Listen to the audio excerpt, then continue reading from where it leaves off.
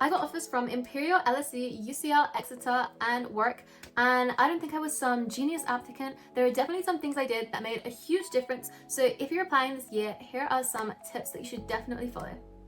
Don't use AI for your personal statement.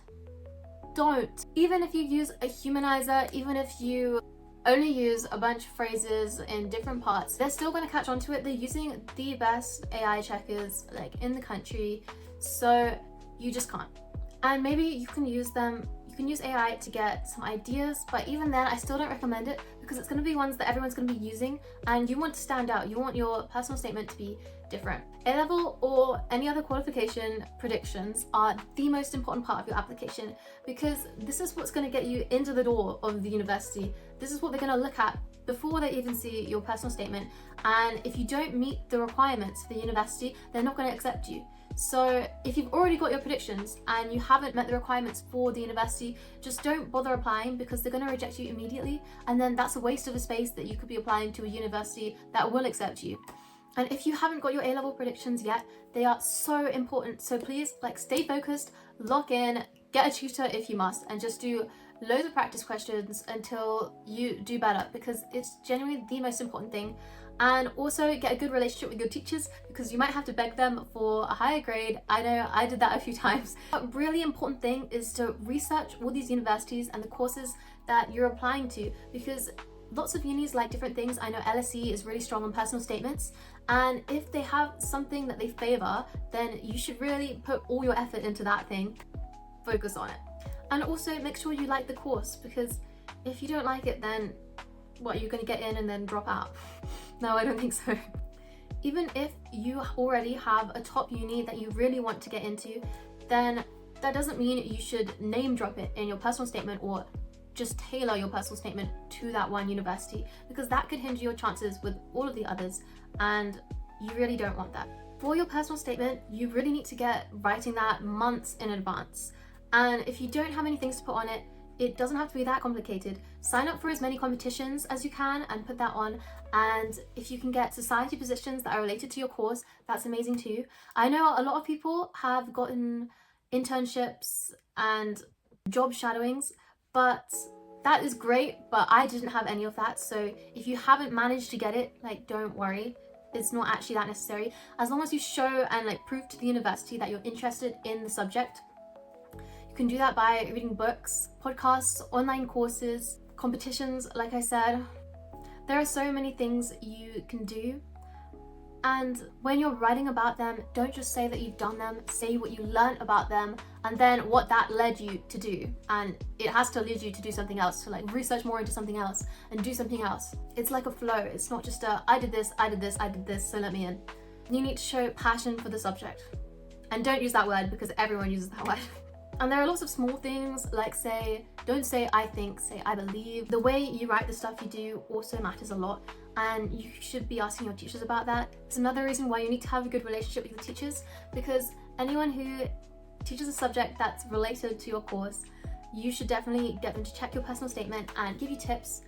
But they shouldn't be giving you all the ideas on what to write about, because then that's their personal statement. It should be yours, it should be personalized to you, and you should be able to talk about it if you have an interview and they ask you about it. So really, your teacher should just be helping you more on the structure and how to word it, but definitely don't skip this step, because your teachers have seen so many good applications that have gotten into top unis, so please take their advice. When you're writing your personal statement, make sure you hype up the things that you've done, but don't completely lie, because if you have an interview, then bear in mind they are going to ask you about it, so you need to know what you're talking about. And I know I said show your personal statement to people, but I mean teachers, not other students, because even if it's subconsciously or accidentally, the other student might copy a sentence or two of your personal statement, and then you both could be caught for plagiarism, and then you won't be accepted into the university. So really be careful, guys. And if you're researching a university and they want you to do an entrance exam, or even if it's not compulsory but they suggest it, then that means you have to do it. If you don't want to do the entrance exam, then don't apply to the course. And if you're doing the entrance exam, please start super early. Start before anyone else has started, and do loads of practice questions and past papers, and make sure you're ready for the day. Book it in advance, because these can be really important for some unis. If you manage to get an interview, then ask everyone around you, ask your family, ask your teachers if they know anyone who's done the interview for this university and this course, and if they know someone who's gotten in as well, then that would be great. And make sure you can set up a meeting with them, ask them like, what did they ask in the interview? If you can get them to do a practice interview on you, then that is even better, and that's amazing. If you can't find someone like this, then like a professional in the field is also great if they can do a mock interview on you. And it's not hard to find someone like this. Genuinely, if you ask your family, if you ask your teachers, your friends' parents, there will be someone doing your course unless it's really obscure. This will help you so much. I only had one interview, and this was for Imperial for my course, Econ, Finance and Data Science. And I made the mistake of not asking anyone around what the interview was like. And I thought it would be all personal statement. They did not ask me about my personal statement, not one time. They asked me like, why did you want to do this course? And practical questions. And I would have known that if I asked other people. So more things are research the course that you are doing at the uni in detail before you do the interview, because they might ask you like, what do you like about our course specifically? Have you heard about this subject that we're doing in our first term?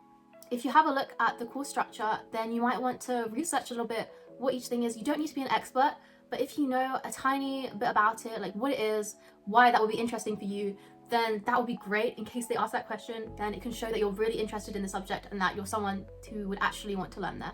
Lastly, know your personal statement inside and out. I know I didn't need it, but for most interviews, they will be grilling you on your personal statement. You've written your personal statement like months and months ago and you've forgotten everything, go over it and learn it again because you won't remember. If you said you read a book and you didn't read a book, then read it. If you're literally watching this 1 hour before your interview, go on ChatGPT and ask it the main points about the book. Finally, A-level predictions are so important, but what a lot of people do is just give up after that.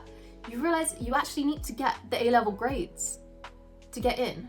Just because they've given you an offer doesn't mean you're in the university. You need to get the grades on A-level results day. So don't just stop studying after you get good predictions. Keep on going and work harder and harder and harder, because so many people get disappointed on results day, and I don't want that to be you.